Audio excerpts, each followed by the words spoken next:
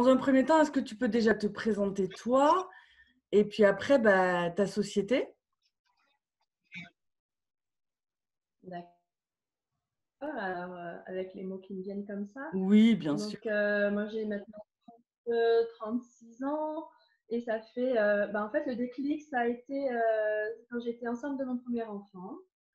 C'était vraiment un tournant parce qu'au niveau professionnel et puis au niveau personnel à la fois, moi, à cette époque-là, j'avais une tante en fait qui faisait déjà des savons avec le lait de Cézanès, qui vivait en grande partie en autarcie et qui m'a beaucoup inspirée sur sa façon de vivre, qui dénotait vraiment avec ce qu'on avait vu jusque-là. Mmh. Et du coup, le fait d'être enceinte, je pense que chez beaucoup de mamans, ça provoque des prises de conscience et puis on a envie de prendre tellement soin de nos petits bouts de chou que finalement, on veut pas leur mettre n'importe quoi sur la peau, aussi bien au niveau alimentaire que, enfin, intérieur qu'extérieur, du Mmh. coup. Et, euh, et pour moi, oui, ça a été un moment important. Et au niveau professionnel, à ce moment-là, je me cherchais un petit peu. Donc c'était un peu le moment de se lancer. Et puis comme je suis assez autodidacte, et du coup, ça me correspondait assez bien comme projet. D'accord, et Donc, du coup, voilà. le projet est né un peu comme ça? Comment? Parce que tu étais pas du tout dans ce domaine. Comment ça t'est venu d'ouvrir une savonnerie? Avant ça, moi j'ai été monitrice d'équitation. J'avais fait des formations en élevage équin. Donc en fait, la réflexion elle datait déjà un petit peu. Et puis, j'avais déjà travaillé sur des exposés avec le principe, c'était d'avoir la diversification, d'utiliser le lait des juments Mmh. pour faire de la transformation, avoir en fait une activité qui soit complète de la production jusqu'au produit fini. Et donc ça avait été longtemps en réflexion. Et à la base, c'était vraiment ce que je voulais faire. Et du coup, le problème que j'ai rencontré, c'est l'investissement de départ. Parce qu'effectivement, quand on part vraiment de la base, ça suppose avoir des terres, avoir des animaux, euh, Mmh.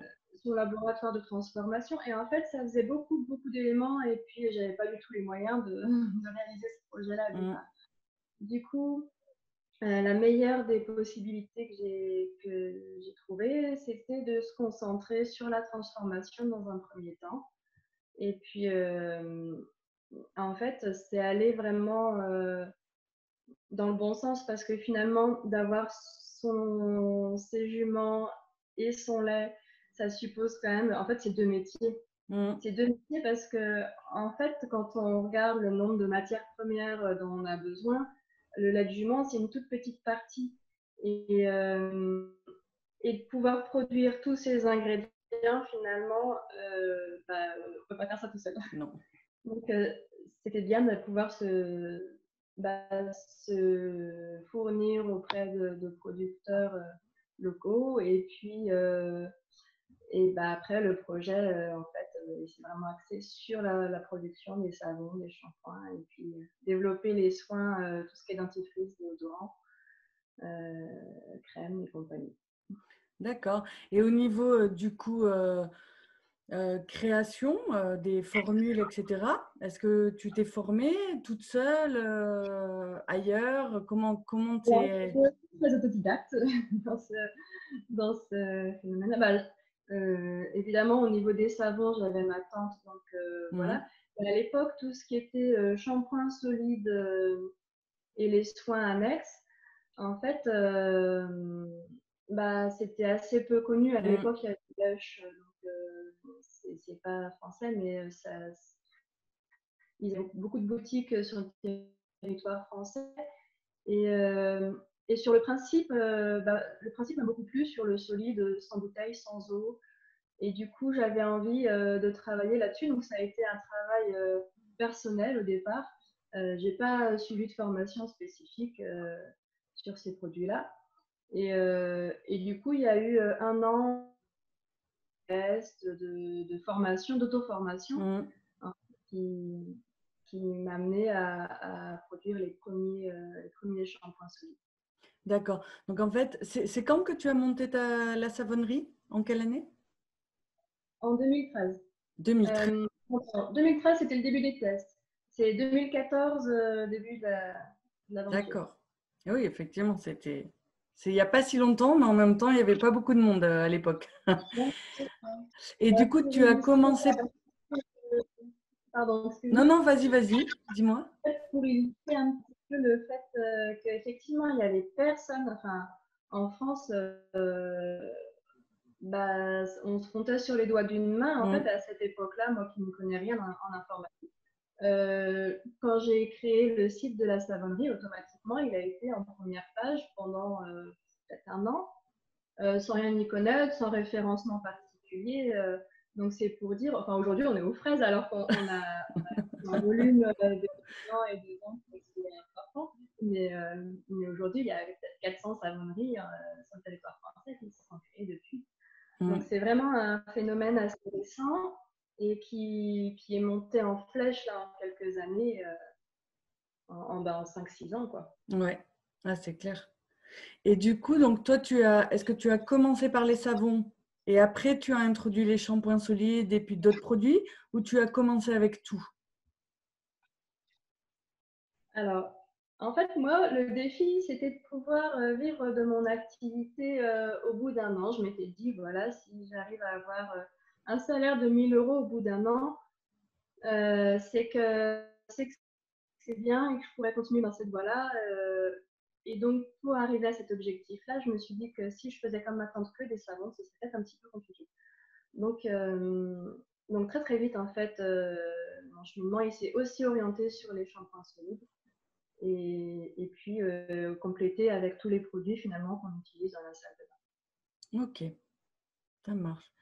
Et du coup, tu parlais tout à l'heure de producteurs locaux ou pas, enfin on peut pas sur tout, mais comment tu... Oui, quels sont tes choix au niveau des fournisseurs? Comment tu travailles? Est-ce que ça a été compliqué ou pas? Voilà, alors, Il y a un peu la mes réponse à la choix, question. au tout départ, mes choix c'était surtout d'arriver à proposer des produits efficaces, de qualité. Et j'étais pas encore vraiment axée sur que ce soit sur le bio ou sur des produits locaux. Mm. Les choses se sont faites petit à petit et, et aujourd'hui encore et plus que jamais d'ailleurs, Ouais. on est sur une démarche de relocaliser le plus possible de nos matières premières. Donc, en fait, on y travaille au quotidien derrière la boutique, la savonnerie avec les savons que vous voyez. En réalité, il y a énormément de travail derrière pour toujours essayer de progresser, d'innover nos formulations avec des produits plus locaux, plus bio. Et, euh, et du coup, là, il y a eu 2 savons qui sont sortis en début d'année, qui sont avec des ingrédients 100% français. Et il va y avoir bah, dans le temps d'aller en fonction de nos contraintes Mm. en même temps, tous nos soins qui vont suivre en le plus possible 100% français. Après, ce sera peut-être avec des ingrédients des pays limitrophes ou éventuellement qui viennent d'un petit peu plus loin à titre exceptionnel, mais quand on ne peut pas trouver les mêmes ressources en France. Oui. Ok, super. Donc ça, c'est le prochain... enfin, c'est en Prochaine vidéo, cours, mais c'est le prochain ouais, objectif. c'est Bon, ça. super. Toujours plus de respect de l'environnement avec des produits qui ont le moins possible d'incidence sur l'environnement et puis évidemment plus possible efficace et puis respectueux des peaux sensibles, de plus en plus sensibles. J'ai l'impression qu'on trouve aujourd'hui, ça Mm. représente une grosse partie de nos clients qui ont des peaux vraiment fragiles. Mm. Oui, oui, partout. Voilà. Mm. Ok. Et du coup, donc, on disait tout à l'heure un peu en annexe, donc toi, bah, du coup, tu as créé ton laboratoire puisque c'est toi qui fabriques depuis le Voilà. début. Alors, ça a été un peu notre force. Bon, j'ai toujours eu mon conjoint derrière moi pour les enfants, pour la famille et tout, parce que effectivement, quand on veut tout faire de A à Z, faut pouvoir se libérer beaucoup de temps. Et en tant que jeune maman, au début, c'est pas toujours facile. Mm. Et du coup, bah, effectivement, on a démarré vraiment, on voulait faire production, emballage, même tout ce qui est vente, enfin, tout de A à Z en fait, mis à part les matières premières qu'on ne produit pas sur place, mais le reste, on est autonome sur toutes les autres étapes. Du coup, ton labo, tu l'as eu dès la création de la savonnerie? Au début, c'était un tout petit labo, j'avais vraiment très peu de place. Et Tu as très vite, commencé avec un labo de combien? De mètres carrés à peu près, tu dirais? alors ça faisait 7 mètres carrés, je crois, de mémoire. 7 Donc, mètres carrés, c'est ça? ouais, voilà. Donc, l'espace, Bien il faut dire que organisé. c'est très optimisé, très, très optimisé. Donc, effectivement, on ne peut pas avoir des gros volumes de matières premières, des gros volumes de stockage. On produit vraiment au fur et à mesure de la demande, en fait. Ouais. Et, mais du coup, assez vite, on a dû s'agrandir. Et aujourd'hui, on a un laboratoire qui fait une bonne cinquantaine de mètres carrés. Et du coup, qui est aménagé spécifiquement pour la savonnerie, avec tout le matériel, la plonge, les espaces de stockage indépendants. Et puis, on peut avoir des gros conditionnements de matières premières, donc moins d'emballage. Mm. Vraiment, tout ça, aujourd'hui, là, on est bien. Ouais, ah bah, top. Et du coup, comment tu t'organises pour la production? Tu as des moments dans l'année où tu produis? Ou tu es Alors, c'est, de long? en fait, on a pratiquement tous les jours, on fait une production. D'accord. Euh, ouais, ouais, quasiment tous les jours. Après, ça ne nous prend pas toute la journée. Donc, ce temps de libre, bah, du coup, c'est du temps qu'on utilise. Bah, on a quand même beaucoup de suivi, d'informer les gens, de communication sur Mhm. les réseaux sociaux, des réponses aux questions des clients. Donc, et puis de gestion de l'entreprise. Donc en fait, tout ce temps-là, c'est pour la gestion, pour bah, tout ce qui est innovation, pour la gestion des fournisseurs. Il y a un très gros travail. On Ouais. n'a pas beaucoup parlé, mais c'est vrai que de trouver des fournisseurs en France qui soient bio et bah, c'est en fait du véritable made in France parce que souvent on a des fournisseurs, bah oui, notre huile, elle est française, sauf qu'en fait, la transformation est réalisée en France, mais Ouais, les les graines ingrédients, et tout ça. Mm. du coup, il faut vraiment aller à la source pour, pour savoir ce qu'on utilise, quoi. Ouais, Donc là, ça a pris beaucoup de temps aussi. ouais. Bah, on en parle souvent dans les formations. Dans tous les cas, le choix des fournisseurs, c'est très long. Ouais. Et encore plus quand on est très exigeant, enfin voilà, qu'on a un cahier des charges exigeant en termes de provenance, de qualité, etc. Et du coup, tu t'y prends comment? Tu les contactes directement? Ce relationnel avec les fournisseurs, Je suis aussi près du producteur. Parce que moins il y a d'intermédiaires, enfin, en moyenne, je ne sais pas comment ça se passe à leur niveau, mais par exemple à mon niveau, c'est à peu près 30% de moins à chaque fois qu'il y a un intermédiaire. Donc si on veut que le producteur vive correctement son activité, il faut absolument se rapprocher au plus près des producteurs. Pour moi, c'est vraiment important. Et, et pour pouvoir vivre convenablement, et puis nous, effectivement, derrière, pour pouvoir proposer des produits à des prix pas trop élevés non plus. Donc, c'est bien important du sûr. début à la Mm.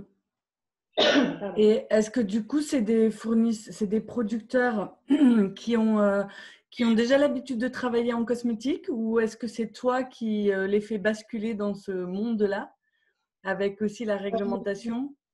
Bah, alors, la cosmétique, ça se développe de plus en plus. Donc, il y a certains producteurs qui connaissent quand même bien le monde de la cosmétique, parce qu'il y a certaines huiles aussi qui sont plus utilisées en alimentaire, mais d'autres qui sont quand même, qui ont des bonnes réputations en cosmétique.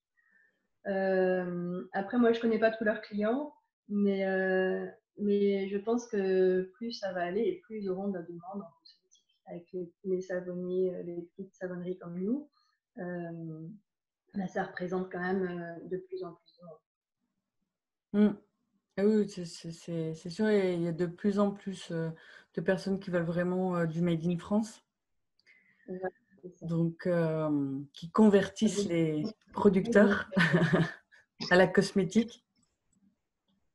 Ok, et du coup, justement, pour faire le parallèle, ce qu'on vient de dire, au niveau du laboratoire et au niveau de la réglementation et de toutes les normes, est-ce que ça a été une difficulté pour toi? Pas? Est-ce que tu t'es fait accompagner? Comment tu as géré ça? Parce que moi, dans les personnes que j'accompagne, ça fait souvent peur. Ah oui. Et bah, en fait, je dirais que au départ, il y a un moment où effectivement, il faut se lancer. Donc, bah, moi, comment dire, ma première démarche, ça a été de me renseigner sur les normes, d'essayer de les respecter au mieux. Alors, au tout début, quand on s'installe, on n'est pas parfait, il y a toujours des défauts. Mais dans la mesure où les règles sanitaires sont respectées, au niveau de la fabrication, que le process est respecté, finalement, on n'a pas de gros obstacles devant nous. Après, on a un expert en toxicologie pour nous aiguiller là-dessus. Et puis, on est régulièrement contrôlé par, comment ça s'appelle, l'organisme de protection de la population La DGCCRF? dans les locaux et vérifie que ça correspond aux normes. Donc, en fait, on a des intervenants auxquels on peut poser plein de questions. Et ça s'améliore dans le temps. Alors, en premier, on améliore en principal, en priorité, tout ce qui améliore la fonctionnalité. Et puis, dans le temps, on arrive à avoir un labo qui soit nickel, quoi. Mais du premier jour où on s'installe, ça fait peur, mais c'est quasiment pas possible. Il faut un petit Oui. peu de temps pour se mettre, et puis c'est l'investissement, et donc ça se fait dans le temps, quoi. Ouais. Donc toi, tu as eu souvent des contrôles? Bah, en moyenne, il faut compter tous les ans et demi, à peu près, 2 ans. Et du coup, faut en profiter. Après, on a un suivi, en fait. Ils viennent sur place, je dirais, tous les 2 ans, mais on a un suivi, on peut les contacter quand on veut. Eux, ils nous contactent aussi régulièrement pour voir si telle chose a été mise en place. Ouais. Donc, on a des délais à chaque fois pour mettre en place les injonctions qu'ils nous donnent. Donc, et puis après, ils vérifient que ça soit bien fait. Ouais. Donc, hop, j'ai le téléphone qui sonne, désolé, il est éteint. Oui, du coup, Mais c'est plus un voilà, accompagnement presque qu'un… c'est ça. Ouais, c'est un accompagnement, tout à fait. Il ne Mm. faut pas le prendre comme des sanctions, il faut vraiment le prendre comme un accompagnement. Mm. Ok. On peut consciencieux, après ça va tout seul. Ouais, c'est ça. Oui, voilà, faut faire ce qu'ils demandent. Et puis, comme tu dis, après, bah, c'est des injonctions dans le temps. Ils te laissent, enfin voilà, ils te disent ce qui va pas et puis ils te Il y a laissent du toujours temps des pour… délais. Moi, en moyenne, Mm. Ok. Et du coup, au niveau de la, comment dire, du business model, si je peux dire ça comme ça, c'est un vilain mot, mais quels ont été tes choix au départ, c'est-à-dire vendre sur ton site? Est-ce que tu es allé à la rencontre des clients? Est-ce que tu as utilisé des revendeurs? Comment tu as géré ça, la distribution de tes produits? alors la première année, j'ai fait beaucoup de marchés. Ouais. J'ai dû vaincre un peu ma timidité parce que d'aller devant des gens au début, c'est pas facile. Et puis d'expliquer notre démarche, et puis les gens, de leur faire découvrir finalement des produits qu'ils ne connaissaient pas. Ça demande au début de prendre un petit peu sur soi, mais en fait, ça se fait très facilement et les gens sur les marchés sont très accueillants. Ouais. Autant les stands à côté, les maraîchers, les compagnies à côté de nous sont souvent contents d'accueillir d'autres corps de métier qu'ils ne connaissent pas. Et puis, il y a les marchés de Noël aussi, Ouais. on a été primés, et du coup, c'était des belles journées, des belles expériences de rencontres. Et on avait en parallèle le site internet, donc qui s'est créé sur quelques mois au départ. Donc on n'a pas eu tout nickel d'un coup, mais on a utilisé un support en fait qui quasiment on a fait des cases à remplir. Ouais. Donc, et pour les gens qui n'y connaissent rien, parce qu'on ne peut pas être de partout, donc moi j'y connaissais rien en informatique, et de créer un site internet simplement sans gros budget, parce que de mémoire au tout début c'était 60 € par an. Bon, maintenant c'est un peu plus parce qu'il y a plus de fonctionnalités, mais on peut créer un site internet facilement, en n'y connaissant rien et avec des petits budgets. Donc ça, derrière, ça a vraiment été capital parce qu'aujourd'hui, on ne fonctionne plus qu'avec le site internet et des revendeurs. J'ai plus le temps de faire les marchés. Ouais. Donc ça, j'ai mis de côté. Mais par contre, c'est les revendeurs qui ont pris le relais assez récemment d'ailleurs. Et puis, ça fonctionne super bien avec les revendeurs. Est-ce que c'est eux qui sont venus vers toi? Toi qui en as démarché certains? Les deux? Avec les revendeurs? Alors non, il y a eu une période où j'ai eu uniquement le site internet, donc de la vente en direct aux particuliers. Ça fonctionnait très très bien, mais j'avais presque tous les jours des demandes de revendeurs. Et j'étais limitée par la capacité de production. Donc je ne pouvais pas les accepter. Et puis, on a modernisé tout ça. Et aujourd'hui, on peut répondre à la demande et sans avoir de rupture de stock tous les 4 matins. Donc ça, c'est important. Et puis, et du coup, là, on doit avoir une trentaine de revendeurs et ça fait seulement depuis janvier qu'on travaille avec les revendeurs. D'accord. Donc, on est content.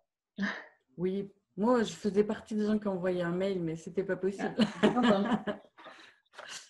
Oui, je t'avais envoyé un mail et effectivement, c'était pas possible au début. Et puis après, tu m'avais recontacté en disant c'est bon.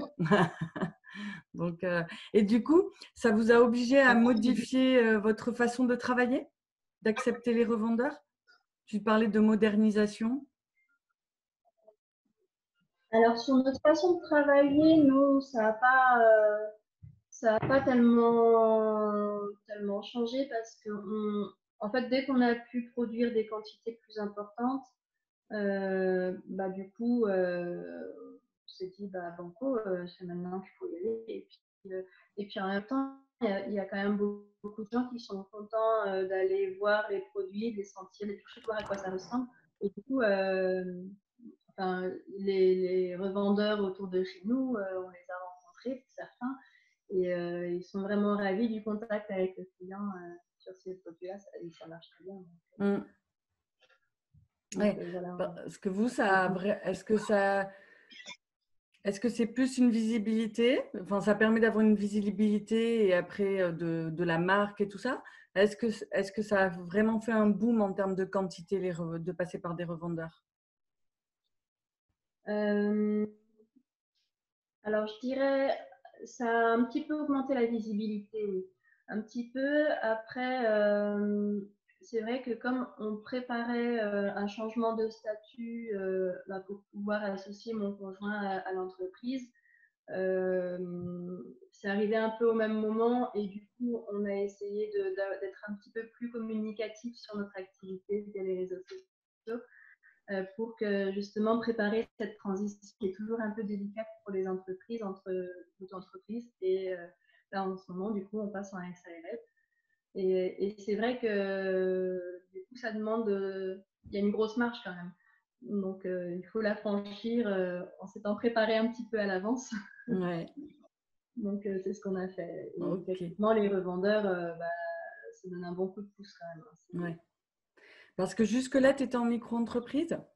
Oui, c'est ça. Pendant toutes ces Ah années, oui. j'étais en micro-entreprise. Ouais. D'accord. Et tiens, c'est intéressant parce que et du coup, pour toi, c'était bon, rentable, j'imagine, parce que tu en vis depuis un petit moment. Mais le fait de ne pas pouvoir, quand tu as aménagé les labos et tout ça, le fait de ne pas pouvoir défalquer la TVA et tout ça, En fait, en micro-entreprise, j'ai été assujettie dès 2018 à la TVA. D'accord. Parce que quand on franchit Les un plafonds. seuil, derrière, on passe, on a Donc, ça aussi, ça a été une petite marche d'ailleurs. Ouais. Parce qu'au début, on découvre. Moi, c'est ma première entreprise, donc c'est des choses. Quand on est en auto-entreprise, on n'a pas de comptable. Donc, au début, on a une comptable simplifiée et il y a plein de choses qu'on ne connaît pas. Et du coup, on a eu la chance d'avoir un bon accueil du centre des impôts à Saint-Lô, qui nous ont bien aidés à comprendre et à franchir ce cap, qui est aussi une petite marche. Oui, carrément. Carrément. Mm. Et du coup, est-ce que vous avez en projet à moyen ou long terme encore une nouvelle marche? Alors, vraiment, là, tous les efforts se concentrent sur les formulations. Et donc là, c'était déjà une bonne marche d'être en SARL.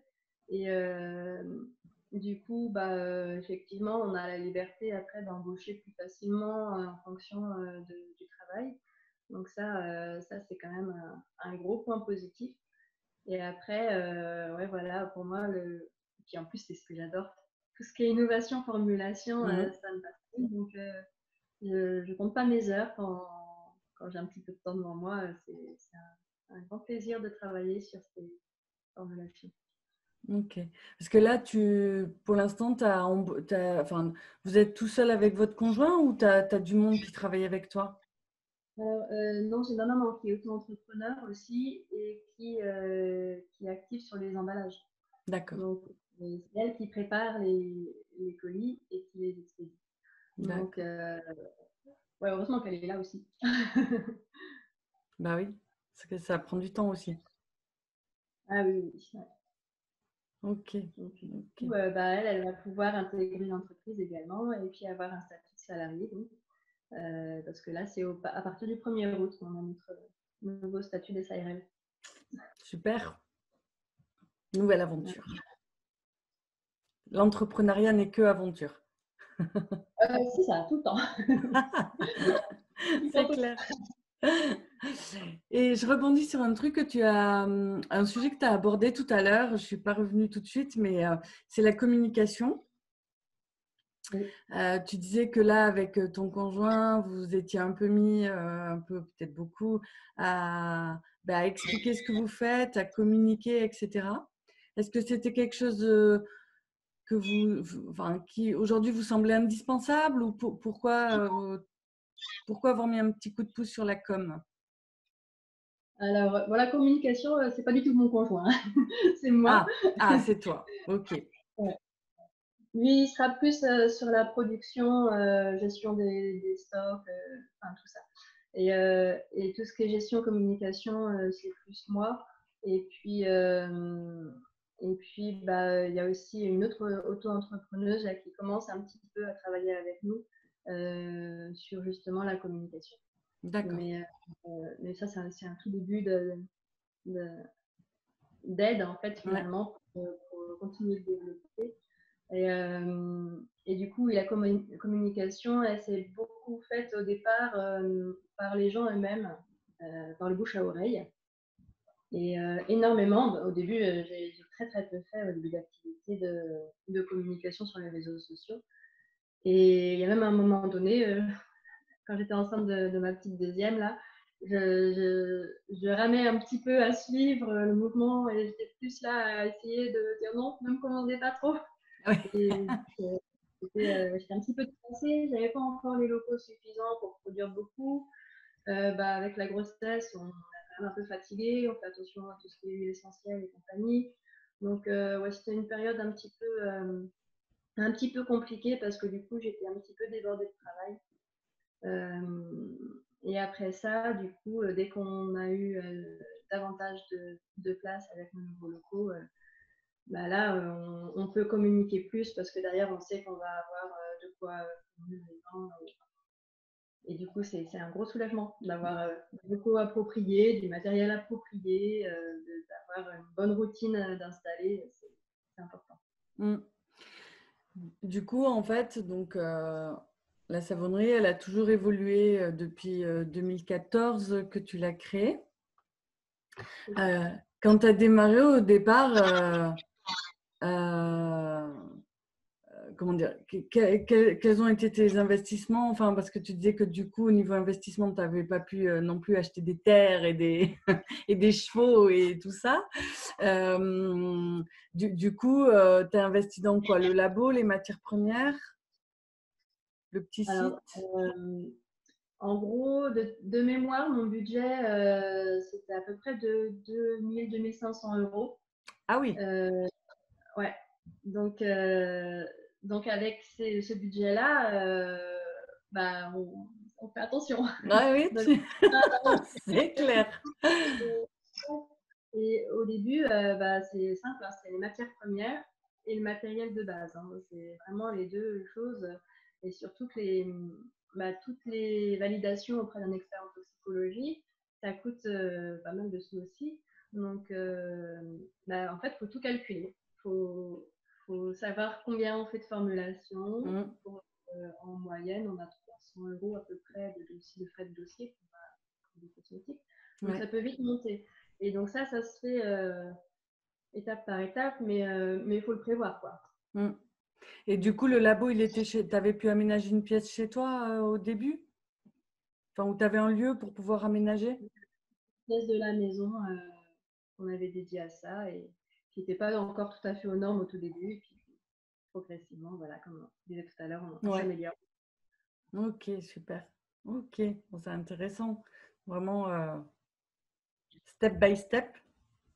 Mais bon, aujourd'hui, c'est une belle réussite, donc c'est top. Et du coup, si, tiens, est-ce que, j'imagine qu'il y a c'est des périodes, mais est-ce que ça te demande toujours autant de travail qu'au début? Parce que j'imagine qu'au début, tu n'as pas compté tes heures, ton investissement, etc. D'ailleurs, ouais, au début, tu travaillais, ça s'est passé comment? Alors, en fait, au début, j'étais encore naïve et je rêvais d'avoir des périodes où ça se stabiliserait, où j'aurais un rythme de vie plan-plan. Et en fait, c'est jamais arrivé. Non. Donc, en fait, il faut tout le temps se remettre en question et suivre l'évolution de la savonnerie et essayer de jamais avoir un train de retard. Au début, ça m'arrivait d'avoir des trains de retard. Tout d'un coup, un blog un peu connu qui parle de nos savons et qui fait un gros boom dans la savonnerie où tout d'un coup, on se retrouve à devoir produire 2 fois plus alors qu'on n'était pas prêt. Au tout début de mon activité, ça c'est arrivé.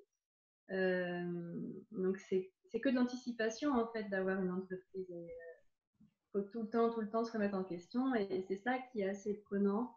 Et en fait, en termes d'heures, non, je pense que j'en passe toujours autant. Améliorer, si on a optimisé plein de choses, mais en nombre d'heures, c'est toujours c'est très prenant. Ouais. Et puis, un peu, en fait, on aime ce qu'on fait, donc on compte pas trop son temps passé. C'est une Des fois, les passion infos aussi. vidéo, voilà. Ouais. Mais voilà, faut savoir, justement, c'est ça qu'il faut savoir faire un petit peu, c'est pas facile, c'est dissocier la vie de famille et la vie professionnelle et, et s'organiser pour qu'on ait un peu de temps pour Ah bah après c'est ça, quand c'est un travail passion aussi pour vous, donc c'est difficile. Bah, les enfants sont là pour rappeler que il faut lâcher. Ok, stop. Et du coup, quels seraient tes conseils si quelqu'un te contactait pour dire ben voilà, je voudrais créer pas forcément une savonnerie, mais une marque, en tout cas rentrer dans le monde de la cosmétique naturelle. Quels seraient tes conseils ou peut-être tes petites alertes, des choses sur lesquelles attention. Alors, le premier, je dirais que c'est pas vouloir être parfait dès le départ. Très bien. Enfin, moi je dis ça parce que c'est un peu dans mon tempérament de toujours pousser plus loin, d'aller chercher vraiment la perfection dans ce que je fais. Mais en fait, il faut savoir à un moment donné se dire, OK, bon là, on a une bonne base de travail et partir là-dessus et prendre le temps de s'améliorer dans le temps. Ouais. Ça, je pense que enfin, toute notre vie d'auto-entrepreneur ou d'entrepreneur, on peut se remettre en question et améliorer des choses. Donc, il ne faut pas être parfait dès le départ. Ensuite, c'est pas toujours facile de se lancer. Surtout si on a déjà eu une vie riche en termes de salariat et que c'est notre première entreprise, ça fait un peu peur. Et justement, ce qu'on disait par rapport aux normes, au laboratoire et compagnie, c'est des choses, faut être conscient des normes, faut savoir ce qui existe, ce qu'on doit faire en priorité. Mais on n'a pas tous 20 000 euros à mettre dès le départ dans un laboratoire flambant neuf. Et du coup, il y a un moment donné où il faut se lancer et puis s'améliorer. Voilà. Mais c'est vrai que en fait, je pense qu'il y a aussi une question de tempérament. Hein. Moi, je vois mon conjoint, par exemple, il est très rassuré par un statut de salarié. D'ailleurs, il sera salarié de l'entreprise. Mais d'avoir toute cette charge sur les épaules, ça ne lui convient pas forcément et ça ne convient pas à tout le monde. Donc, voilà. Après, si on se sent les épaules pour mener nos projets, nos inspirations au bout, et il faut y aller. Hein. Ouais. Des fois, faut, comme tu dis, toi, tu as dit, ouais, toi, tu as parlé de naïveté. Et moi, des fois, je parle d'inconscience un peu. Faut aussi, des fois, pas tant réfléchir que ça, quoi. Parce que si on regarde tout, en fait, on peut avoir peur. Il faut y aller step by step et puis être dans l'action, quoi. Et ça se fait, en fait. Mais faut pas envisager dès le départ tout ce qu'il y a à faire, sinon c'est… On faut prendre les choses une à la fois et surtout être vraiment, même si ce n'est pas notre point fort au début, être super organisé. Ouais. De faire éventuellement des petits plannings ou que ce soit clair dans la tête, parce que c'est vrai que quand on voit le volume de travail, on peut très vite se décourager. Donc c'est vrai qu'il faut avoir une vision globale à un moment donné, mais il faut aussi savoir faire les choses les unes après les autres et c'est beaucoup plus facile de les voir comme ça. C'est clair. Bon, top. Bon, moi, je crois que j'ai posé toutes mes questions. Hein. Je ne sais plus où c'est que j'ai mes questions, mais comme je t'avais dit, hein, on discute, donc ça me vient comme… Mais bon, c'était pour vraiment en savoir. En tout cas, alors pour être tout à fait transparente, je crois que ça y est, j'ai tous tes produits, mais je ne les ai pas tous testés. Mais alors, tes shampoings solides, ils sont incroyables. C'est gentil. Ah non, mais c'est vrai. Et j'en ai testé un paquet, je peux te dire. Et le dentifrice, franchement, je sais pas. Enfin, si tu es autodidacte, vraiment bravo. Parce que des dentifrices solides. On en a un qui est à 95% français et qui est merveilleux. Un nouveau? À bientôt. Et du coup, il faudra que tu essayes ça. Ah bah grave. Ouais. Parce que tu vois, le dentifrice solide, je l'utilisais vraiment par conviction, mais j'avais pas trouvé. Enfin bon, c'était pas toujours très agréable, mais vraiment, ouais, le tien à chaque fois, enfin vraiment, il est vraiment top, top, top. Donc en tout cas, si tu as tout de façon autodidacte, bravo parce que tu as dû y passer du temps en renseignement et après en test, mais ouais, j'imagine. Donc bon bah cool, tu le sors quand le nouveau? Et normalement à l'automne, ce sera Chouette. là. Et puis il y aura d'autres soins qui sont derrière aussi. Gommage, tout ça, là, ça va arriver à l'automne. Ah super. Bon bah voilà, toujours avec les nouveautés, c'est bien. Il faut ne jamais se reposer sur ses lauriers, comme on disait. Voilà. Bon, bah en tout cas, merci beaucoup parce qu'on a un peu galéré à faire cette visio, mais on y est arrivé. Et oui, voilà. Et je sais que, voilà, quand on en a parlé, mais quand on a son entreprise, on est très pris et vraiment, merci beaucoup d'avoir libéré de ton temps pour nous partager ton expérience. Mais c'est un plaisir. Et puis, j'espère à bientôt. Bah oui. Enfin, en tout cas, pour la revente. Mais avec une nouveauté un peu plus locale encore. ouais, bah oui. Là, tu disais, tu avais les savons aussi. Mais ça, j'ai vu sur votre blog, enfin, sur le site, vous avez communiqué là sur les savons français. Ouais. Ok. Bon, super.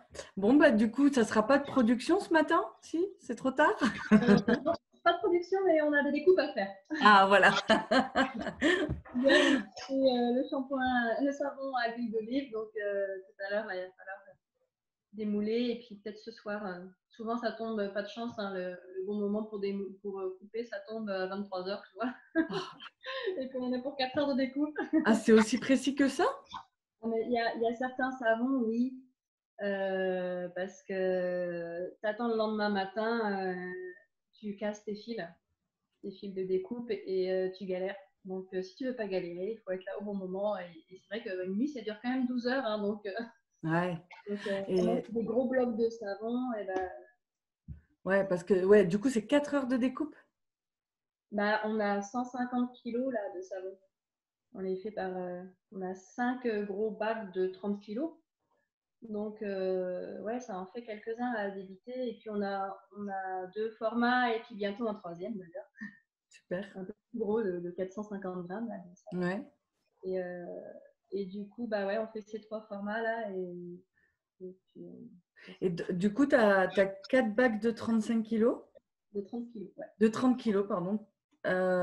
Et tu fabriques par 30 kilos ou tu fabriques 150 et tu coules? 150. Ah ouais. Ouais. Avec tes petits bras?